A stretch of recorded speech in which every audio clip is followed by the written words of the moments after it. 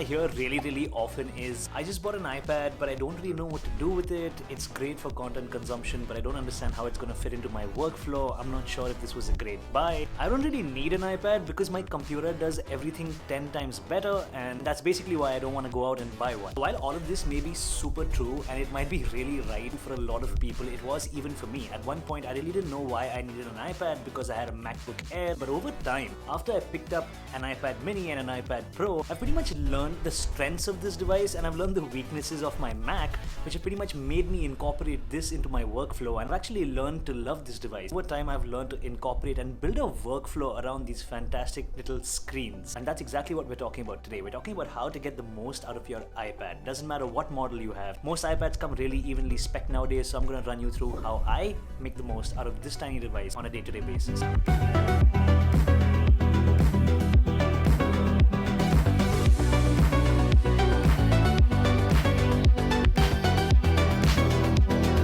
Let's be honest, an iPad and a computer, or any laptop on the market, or a MacBook are pretty much just simple computing devices. Basically means they're very similar, but they're also so different, and that's the point that we forget to look at. A MacBook and an iPad today has almost the same amount of power depending on which model you get. What really builds their strengths and weaknesses is the operating system as well as the interface. It is so different on both these devices. That's pretty much where the solution to incorporating this device into your workflow actually lies.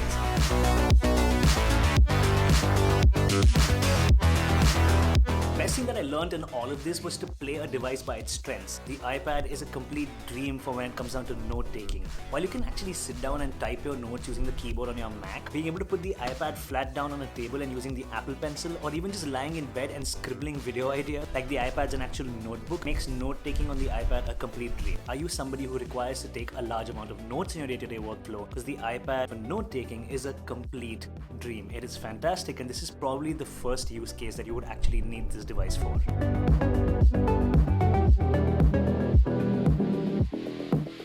First thing you want to do when you pick up a brand new iPad is pretty much set it up. You want to create a layout on your home screen that actually works for you and inspires you to pick up this device and actually work from it and use it as a productivity device. For me, it normally starts off with getting a really nice, aesthetically pleasing wallpaper and then throwing all the apps that I use the most frequently into the dock. So no matter what page of the iPad menu system I'm in, I can access the apps that I use for productivity and work at all times. You should pretty much try and play around with your home screen and find what works for you.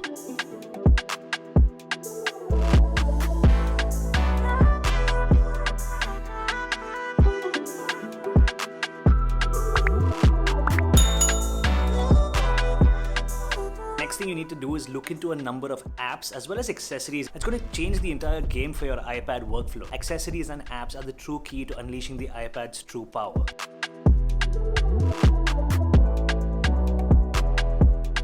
New iPad user, the first accessory that I always talk about is the Apple Pencil. The Apple Pencil is a key accessory if you're somebody who just picked up an iPad. It's not just a stylus, but it's also a precision tool for photo editing, note-taking, and video editing. It also makes the entire process of navigating through your iPad extremely easy and super seamless. It's also a magic wand for digital artists who want to use the iPad to showcase their work. What's better is the convenience of basically being able to snap on your Apple Pencil to the side of the iPad, but it stays magnetically attached to the iPad and also charges while it stays attached. I think this is fantastic. A lot of other brands have started including magnetic styluses for their devices. Apple was the first, and they've done it really well.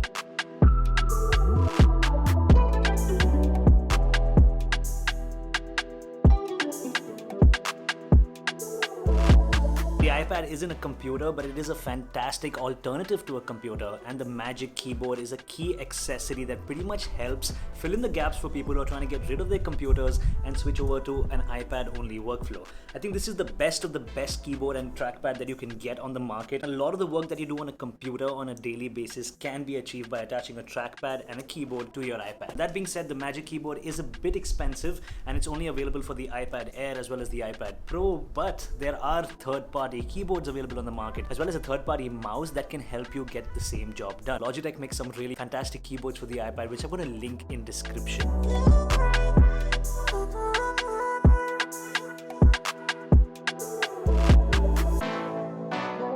case for your iPad is really nice. It gives it a nice aesthetic value, but it's also really necessary. These devices are single slabs of metal and glass that can pretty much break or bend no matter where you're taking them. So while they're portable, they need that extra protection. So you can go out for the smart folio case that Apple makes, which looks really nice and magnetizes to your iPad, which is really cool. Or you could go for something like this, which is the Zugu Alpha case, which I have for my iPad Pro. This is a fantastic little case that you can get for your iPad. It pretty much gives you multiple viewing angles. It has also got a magnetic kickstand at the back. It gives you different ways to put down your iPad and actually use it. And it also has dedicated slots for your Apple Pencil, which I think is fantastic. It's also pretty thick, so it's going to give you a good amount of protection, and it looks pretty cool when you have your iPad in it.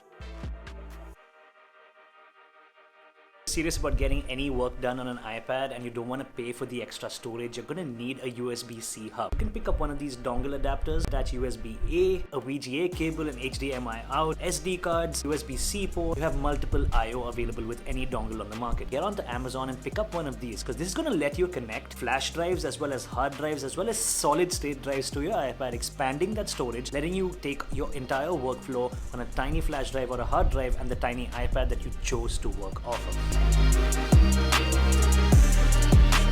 Now that we've got done with all the hardware-based accessories, you should look at a couple of paid apps that you have on the App Store. Just like any other device on the market, the software that you run on it is really important and is key to getting any work done and using the device as a productivity-based hub. Apps that are available on the App Store which are paid are really good, and there's a reason why they're paid apps. It's because they're super professional and they let you carry out professional tasks on these tiny devices. A couple of apps that I use that are paid are LUMAFUSION, which is the best video editing software on the iPad. It's probably the most powerful and the most professional video editing software on the iPad. It has a one-time payment, so you should probably check it out. Adobe Lightroom, which is the most powerful photo editing and the most commonly used photo editing software on the market. And I think editing photos on the iPad using your Apple Pencil is truly fantastic. You can actually touch and play with the photographs, and you can adjust the colors, and you have that pinpoint precision, which is phenomenal. Another app that you should probably look at, which is the best alternative for Photoshop on the iPad, is Affinity Photo. It is a super powerful software available on every iPad that you buy in the market. It too has a one-time payment, and you have everything that Photoshop has and even more. And if you're a digital artist, I would probably suggest looking at Procreate, although I'm not, so I haven't used it that much, but I have a lot of friends who swear by it, so do check that out.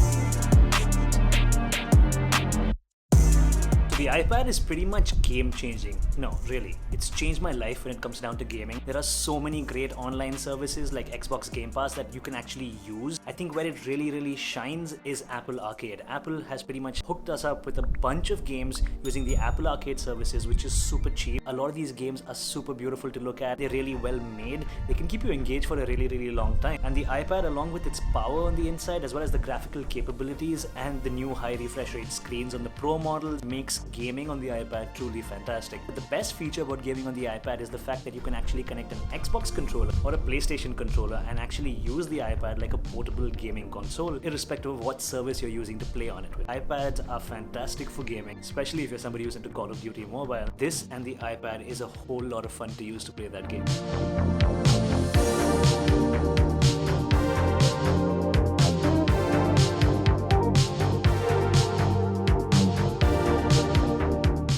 Also an unconventional music production device. We have GarageBand, which is a full-fledged DAW that is installed on every iPad and every Apple device that you pretty much get. And there's also a ton of different DJing and beat-making apps that are available on the iPad that a ton of creators on YouTube actually use to make beats. Fantastic for beat-making and DJing on the go, and it's pretty much changing the music industry on a day-to-day basis. I'm going to leave links to certain videos that you can watch if you're interested in iPad beat-making. Also, connecting a mic to the iPad has never been easier now that you have USB-C on majority of the iPads that you get on the market. You can plug in a mic, and this pretty much turns your iPad into a complete portable podcast recording studio, which is fantastic. Different apps such as Ferrite Pro, GarageBand, and Anchor that are available on the App Store that can pretty much help you get set up with your first EP or your first podcast using such a tiny device. For music producers and podcasters, the iPad is definitely a device that's going to help you take your workflow on the go.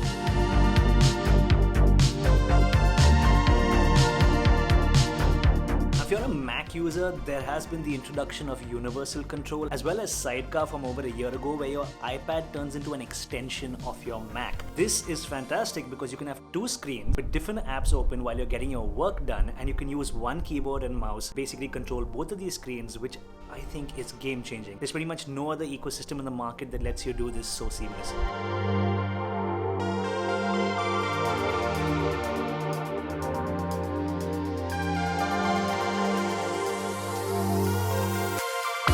Basically means for people who use a MacBook to do majority of their work, your iPad can be your go everywhere device, while your Mac pretty much stays at home. When you come back home, your iPad can slide into your workflow with your Mac.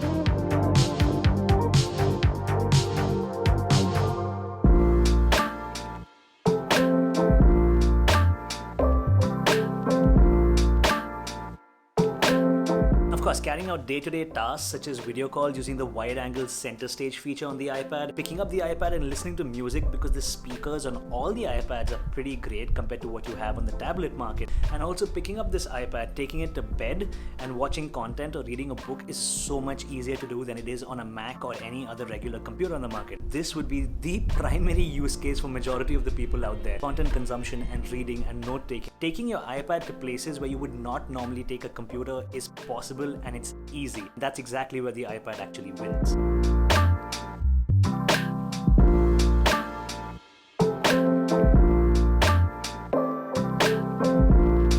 This is pretty much what I use my iPad for. I use it for photo editing, video editing, a large amount of note taking, a large amount of content consumption, a little bit of music production, which is something that I've been trying to get into, and definitely a ton of gaming, which I think is mind-blowing. Of course, web browsing and other stuff which we do on our phones, the iPad is just a lot easier to use. It's got a bigger screen and it's not too heavy. Now, you have to keep in mind, everyone has their own workflow and everyone has their own way of doing things. Two iPads, the iPad Pro as well as the iPad Mini, I think both of them serve their purpose. Until next time, this is Nitin Chawla, and this was how I get the most out of my iPads and use them as productivity devices on a day-to-day basis. Thank you for watching.